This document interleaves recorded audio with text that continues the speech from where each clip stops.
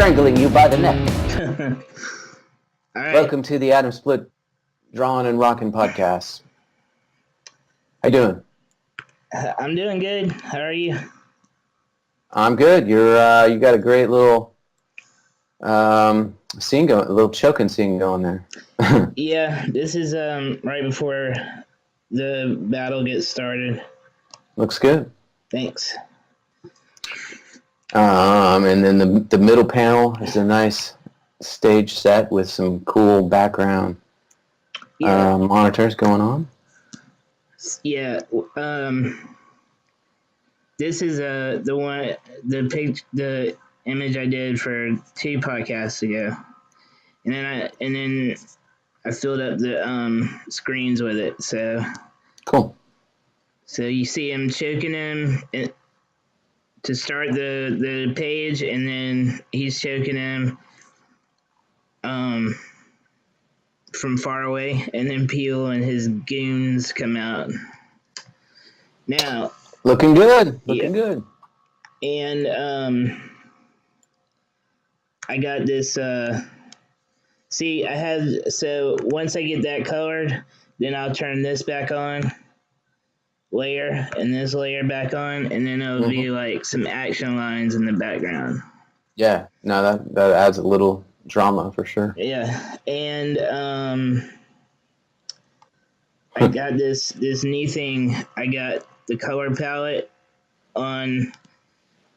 hid on the page, so I can just pick like all the Atomsplit, official Atomsplit colors, or at least the colors I use every time, and then I just turn it off. Boom.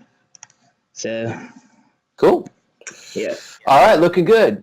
So what's our topic for today? We're gonna talk about vinyl albums and cassette tapes. All right. Vinyl albums. There is no official Atomsplit vinyl album yet. I regret to say, but maybe there will be. Yeah, I hope that would be cool. I would like to. I'm working on some new remixes of a song from every album, and I'd like to put that on vinyl, but we'll see. So that would be cool. See, you're picking one song from every album and remixing it? One or two, yeah. Not maybe a remix or a new interpretation. I've been contacting people all weekend on it, and I got some. I got two of the older tracks were done. Battery Powers and Gravity Will Get You, and Master Mistletoe 3, and so I found a great DJ in Greece who does a great job of taking tracks and taking the vocals off entirely. And so, or isolating the vocals. So he gives you back the vocal track and the instrumental track. So that's what I need to get some more expert DJs on board to remix / interpret new versions. So I got 3 of them done this weekend. So I'm gonna play one of them later. But that's where we're going. That's awesome. So you're doing more of an electronic sound and getting well, it's you could say that. Yeah, one of them is going to be one or maybe 2 a chip tone 8-bit interpretation. So nice. That'll be So I got a guy who's going to do that, I think, and I got a couple guys. The guy who did the other one's going to do one, and I found a new guy. In addition to that, I've been working on just straight up the rock songs that I've been playing the past few weeks. So yeah, so hopefully that might be on vinyl, and we'll see. Okay. Be cool. There was the first Atomsplit song ever was Millicent, and that was actually released on vinyl on a 7-inch in the band I was in before we started Atomsplit. Like the last thing we ever did was put out a 7-inch, and the song that I'd written at that moment was Millicent, which transformed into the version of Atomsplit. So I do have a vinyl pressing of that. So in a way, there is an Atomsplit song on vinyl, but not a modern one. Did you know that? You probably didn't know that. No, I didn't know that. Yeah, so I'll play that version one week. Okay. Yeah. So, what are your thoughts on the vinyl? I think it's been going on about 10 years now. The resurgence of vinyl. The resurgence, yes. I'm not gonna get into it. When I was a kid, I had a lot of vinyl. Not going to get into it personally, like buying a bunch of stuff. Right. Right. I had a lot of vinyl, and I had a lot of Right. tapes, and Yeah. Still do. it was a lot. It was a lot to keep up with. And then I switched over to CDs, like when everybody else switched over to CDs, Mm-hmm. and then that was a lot to keep up with. Mm-hmm. And then I switched to Spotify when that was coming out, and I was like, you know what, this is how I want to do things, because it's portable, and it's it's not like, oh, I got to pack up all these records or tapes, and plus, like, tapes degrade over time. Right. So, I think tapes and vinyls are two separate monsters. well, all right, we'll just talk about records first, then vinyl. So, what if I came to your house right now and I set up a vinyl, a high-end audio record system, and I played Back in Black on vinyl for you? You sat down right in the middle of the room and you listened to it, and then you went back to your pad, your laptop, your tablet, and you listened to it. Which do you think would be better? To me, whichever one was the loudest. I think you probably find the vinyl was more warm and fuzzy. Yeah, that's what people say. And see, I don't have any vinyl to test that out, but people say the vinyl sounds better. Yeah. And I'm not gonna say it doesn't, because I don't have any vinyl that I can compare anything with anymore. Yeah. Right. I really had more tapes than vinyl. Mm-hmm. But they were tapes from records that I got from the library, and I just taped them. All right. Or, I got from friends. Yeah. And so I had those on tape. Now, but the thing about vinyl that I like is the album sleeves. Yes, the artwork. Yeah. Yeah, that is something that's missing from Spotify. And Spotify has, like, the album cover art. But it's tiny. It's tiny, right? And it's not like, like you get an album, a vinyl album, like a 12-inch, isn't 12-inch, Yeah. and it's like a big. See, man, that's one of the big reasons why I want to do an Atomsplit 12-inch vinyl, so we can have a nice big piece of art that's right there with the music. Yeah. Yeah, that's why I want to do one, because it's like an artist. It's like you get that big giant picture, then you open it up, and there's even more stuff inside. When you have to pull the record out, that's two other pictures, and then on the back is the song titles and another picture. So it's like at least four pictures, unless you have like a record that's like a double record or a triple record. Yeah.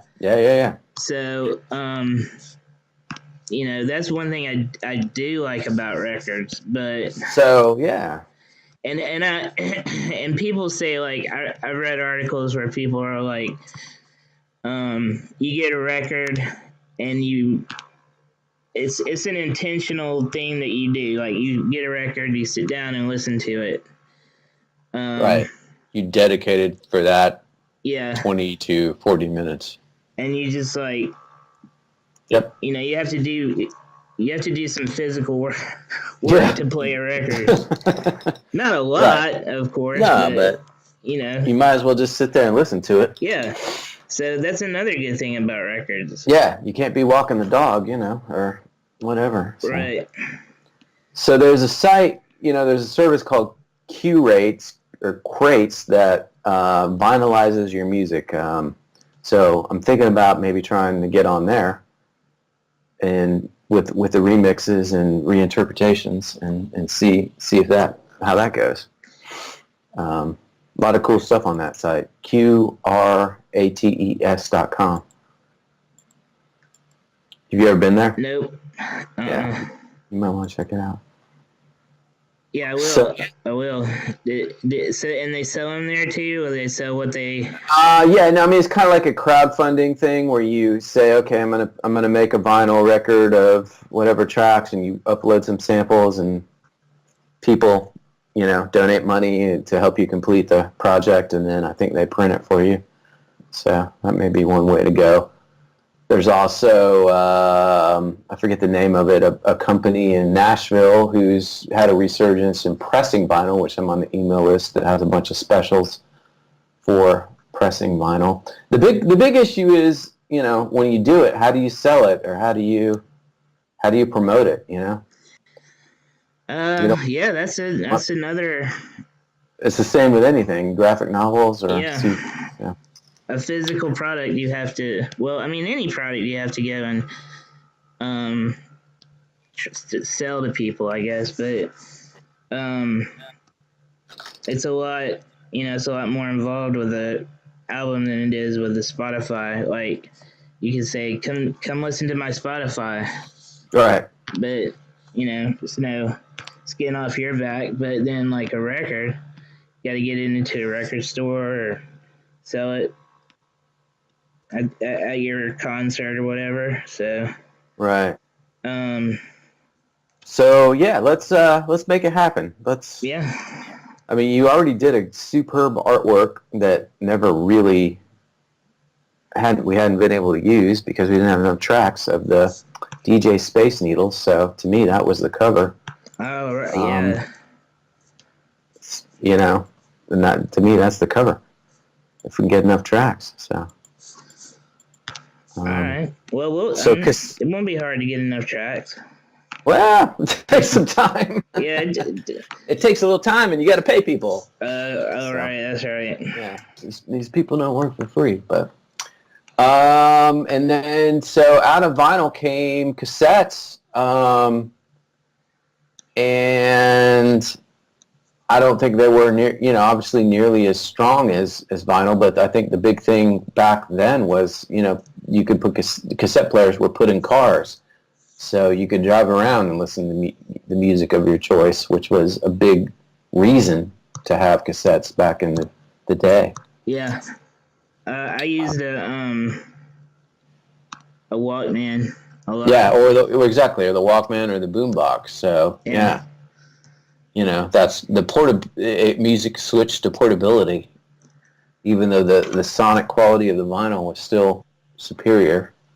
But you know, so I do remember buying plenty of tapes, and you got like go into the mall and into this record store and they had tapes, and you get a little guarantee that it wouldn't break and stuff.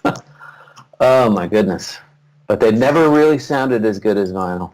Well, are you saying they would say buy this tape because the record might break? No, they would like give you a little warranty with I think it was Record Bar or something, like with the tape, in case the tape broke or if it warped or, you know, melted or something like that. And I'd have to go look it up, but I have way more vinyl from then than I do tapes. But the tapes, as you mentioned, the tapes get moldy and degrade, and you keep them in a bin in your garage, and you know it rains and they get ruined. So yeah, and I mean, that's the thing. Like, aren't they cheaper than records or vinyl? Yeah, right. So when tapes came back, we put out our songs, a couple, 4 whatever songs on tape a few years ago at like HeroesCon and stuff. So all we had to do was go on eBay and find some blank cassettes, purchase those, and buy a cassette recorder, and we DIY'd it. Yeah. So that was pretty cool. Like I used to do when I was a kid. Yeah. But then we got USB cassettes, and that's taking it a whole nother level. So yeah, but that was a USB drive shaped like a tape, which is still a good idea, and we sold a lot of them at the last Dragon Con we did. But still, kind of a novelty thing. Yeah. But and I remember when I was like frequently going to the record store early on, it was mostly all tapes. Really? Yeah. Yeah, I think like the one record store he had was Coconuts and something else. Sam Goody or something. Yeah. They had Turtles. Turtles was here in Atlanta back in the day. We had a Turtles, but that was a whole separate store. Yeah. That wasn't in the mall. Right. And they had like tapes, like just wall to wall, literally, of tapes. And then in the middle they had the bargain bins where the tapes were like $3 or $5, something like that. Right. And that's where I put all my money into. A lot of it was tapes at the bargain bin. Yeah. And then the wall to walls started switching over to CDs. Mm-hmm. Yep. I mean, I feel like CDs are gonna have a vinyl resurgence, but we'll save that conversation. But all right. Yeah. Do you still have all your tapes, or did you lose them through the years, or? No, I still have them. Yeah. But I just don't have a tape player. Ah, okay. Yeah. I don't have a Nah, you're right. That's a great point. Like the number one, I think whatever year Guardians of the Galaxy #1 came out, and he had a tape. That was the big thing in that movie, right?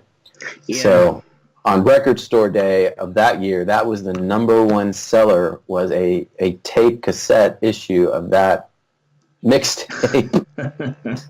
And but the problem was, how do you play it? Nobody has it. So I mean, I bought a USB one on Amazon to make our own cassettes. So, and still more people bought the USB one than they did the traditional one. And I mean, I feel like we were driving to HeroesCon, and my car's so old it still has a tape player. So we listened to it, but yeah, I don't know. Yeah, my car has a tape player and a CD player, but yeah, do they both still work? No, right. I had to the alarm on it was broken, so I had to disable the alarm, and when I did that, I broke some wiring to the stereo, so now it pops and crackles every time I play anything through the stereo. So I listen to music a different way. Gotcha. With my phone and a little speaker. Wow. Yeah. I mean, I still think tape has a little warm and fuzzy to it, though. Even not as good as vinyl, but secondary and slightly above, digital. So fun stuff. I'd like to do a comparison, like with all 4 formats. Like first I would listen to vinyl, and then the same song on tape, and then on CD. Yep. And then on Spotify. And I have in the past, I know, like I would hear songs on MP3 that were low bit rate, and then you hear the same song on a much higher bit rate, and you're like, wow, I can really tell the difference. Yeah, well, you know, then you can actually hear the details of the little parts intertwining and stuff like that. So that might be how it'd be if, you know, if we did all the comparison. We could do that on a podcast one day. Yeah, we should. That'd be cool. I don't know if we could. I mean, we got to get all four things. Yeah. 4 things: vinyl, cassette, CD. Yeah, we could do Millicent. Okay. I got it on all 4. All right. Yeah. Well, except the first version is not the exact same version, but it's still pretty close. But we're gonna have to be in the same room. Yeah. We'll do it when you come up for the concert. All right. Yeah, that'd be cool. Yeah. All right. So yeah, we're hoping that I mean, you know, if you look at the audiences, that's another issue. The audience for vinyl is kind of a retro, but yet kind of a hipster audience, which is, you know, I think perfectly fine and cool. Just buy the stuff. That's really what matters, you know. Us artists are putting it out, so go buy it. The same with, you know, I don't think it's like, although you can buy vinyl in Target right now, I don't know that it's mass merchandise, so. And Best Buy like got rid of all their CDs and put in right, vinyl. But they still have vinyl. Probably, I haven't been in one in a while. Yeah, they got rid of their CDs so they can make room for vinyl. Crazy. All right, that is crazy. I mean, and I'm like, what? And but the thing is like, did we make things worse by, you know, making them more, you know, consumable? I don't know. I don't know. I guess we'll see. Yeah, we'll see. And that brings me to the song for today. Okay. As I mentioned, I've been working on remixes, so I found a guy to separate the vocals from the music, right?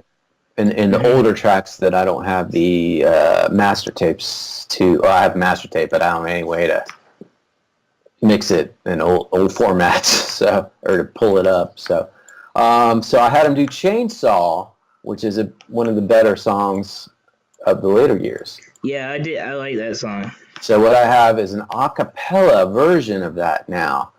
That is, he stripped the music off of. So I have a music version and an acapella version, which is pretty cool. I mean, there's a little bleed over, but it's still pretty dang cool. So I've got a guy working on a remix or a new interpretation using this stuff now. So we'll see how that turns out. But meanwhile, let's play that. Okay.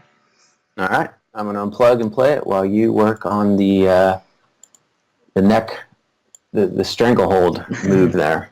All right. Hold on. Love me gently with a chainsaw, baby. Don't you know that I haven't been myself lately? I know that you want me. Every time I think of you, I can't deny. Star of your universe, don't ask yourself why. I know that you want me.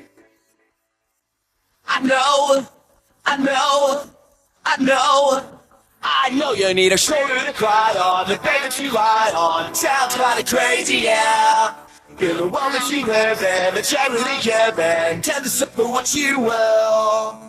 Putting me together like a jigsaw, baby. Don't you know that I'm born stupid and lazy? I know that you made me.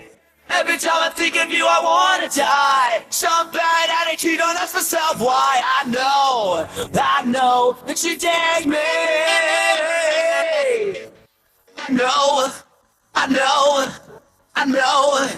I know you need a shoulder to cry on, the bed that you lie on. Sounds kinda crazy, yeah. Be the one that you live in, the charity given. Take a sip for what you will. You need a shoulder to cry on. See to what you lied on. Count down the ruin. See to what you're doing. Fight!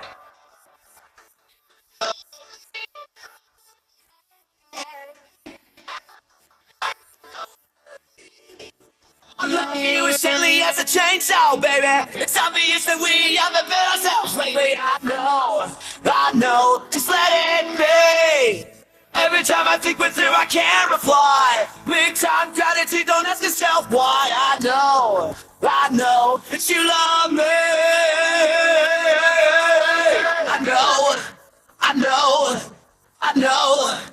I know you need a shoulder to cry on, the bed that you lie on, child's mighty crazy, yeah. You're the one that you have been, the charity given, can't just for what you will. You need a shoulder to cry on, see to what you lie on, count down to ruin, consider what you're doing. Fight!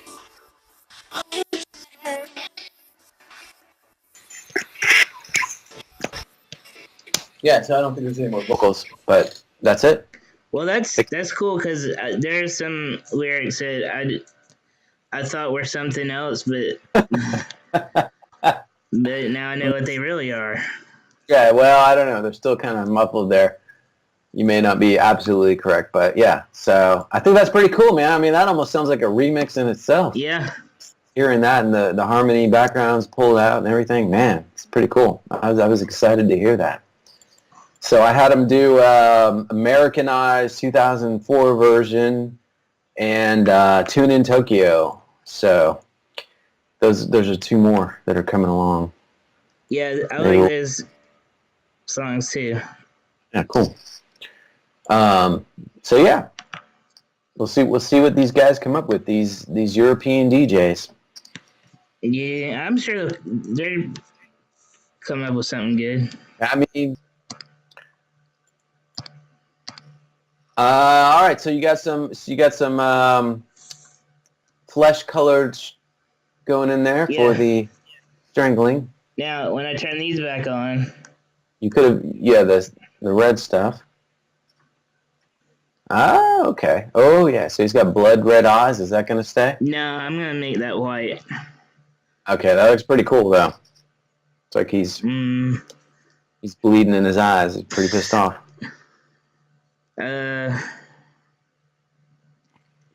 Probably should change that. Yeah.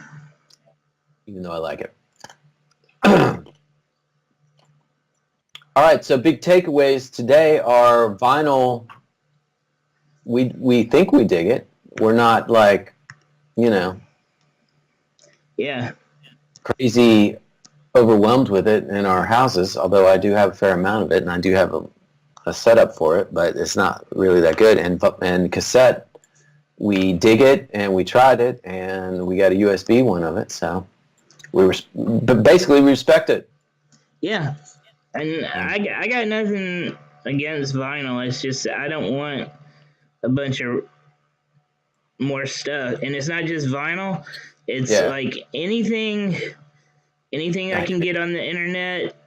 Books, comics, video games, music, anything I can get on the internet that I don't have to have in the house, I'd rather get it that way. Next time you move, you don't have to put it in a box and care. Yeah. Or think about giving it to Goodwill or whatever. Well, yeah, I would, I still got lots of DVDs that I'm hauling around, and that's old. Yeah. Well, shoot, man, I gave you a bunch of stuff, so. Yeah.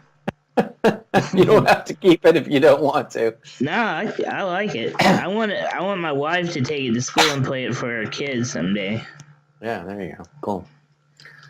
All right, man. Well, good session. Yeah. Looking good there. And we'll wrap it up. It's been 28 minutes. All right.